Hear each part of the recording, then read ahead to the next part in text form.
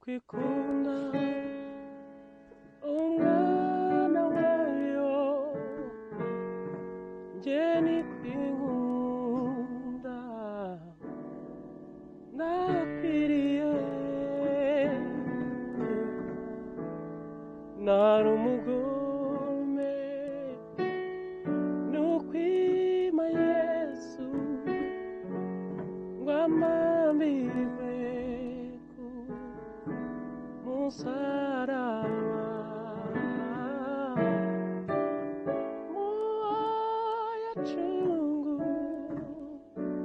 jayo maraso